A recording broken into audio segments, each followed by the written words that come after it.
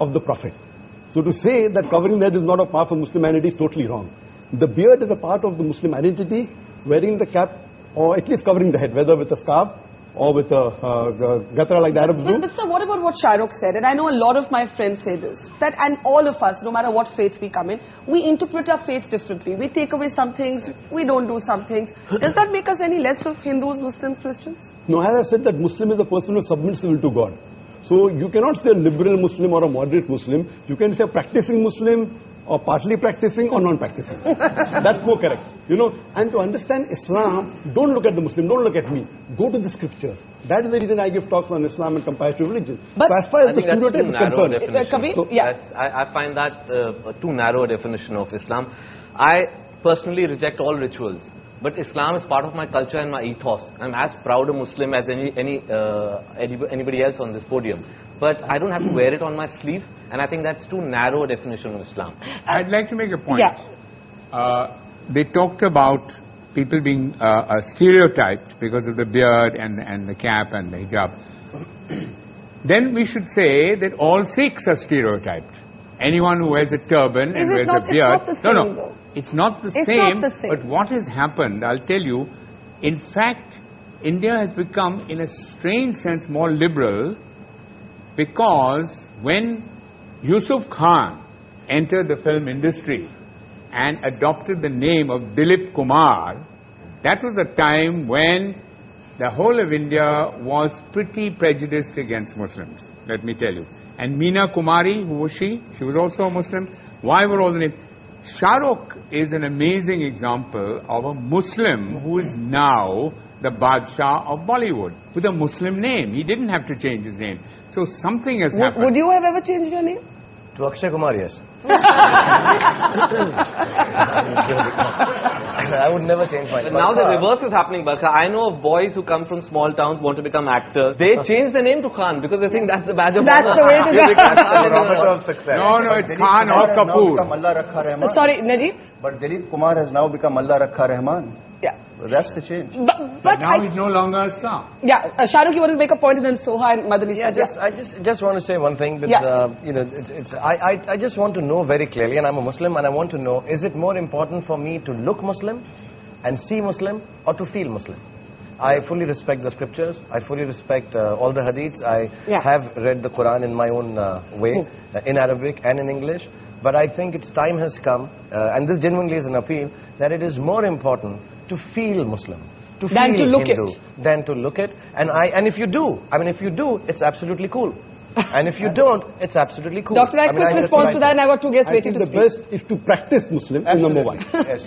Appearing is important, but lower down. I'm not saying appearing is the most important. For a person to practice Islam is more important. Beard comes lower down. Beard is not in the 70 major sins that it's not there. But you know, what about what Kabir is saying? And there was a story of a young boy whom I interviewed, who studies in a convent school in Madhya Pradesh.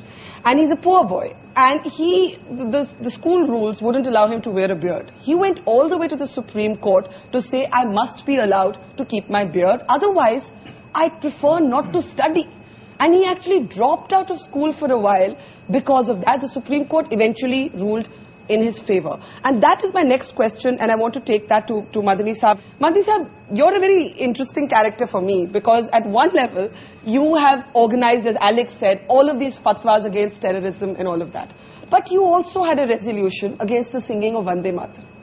And these kind of resolutions, I know many of my friends would say is what stereotypes Muslims. बात ये है कि वंदे मातरम गाना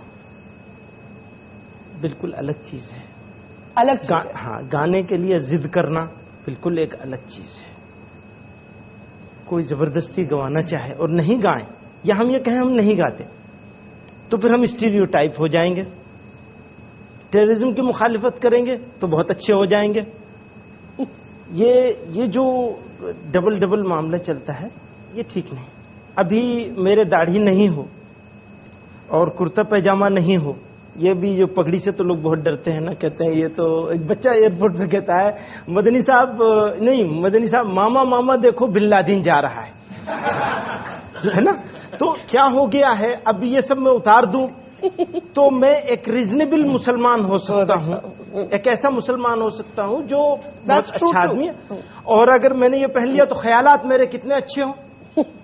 خیالات, نظریات, ideology, یہ ہے basic چیز, یا بیسک چیز ہماری دکھنے والی چیز ہے. That's the reverse stereotype, that the moment you see the beard and the skull cap, it's got to be a fundamentalist. Question, I want to get Soha in. She's been listening very patiently all this while. Soha is somebody who's grown up in a sense in a house of mixed religion. For you, in a sense, do you feel that public gaze? Do you feel, many people have questioned my labeling of or my looking for the moderate Muslim. Yet there are others who say that we don't hear enough moderate voices. We either hear the religious voices or we hear the non-believing Because I don't voices. think anybody is really interested in what the moderate Muslim has to say, because it's not very interesting. It's sort of boring. We're represented by extremists who have violent opinions, perhaps. I'm talking about vandals. And I think maybe also more recently, I was asking my mother when I was asked to come on this show.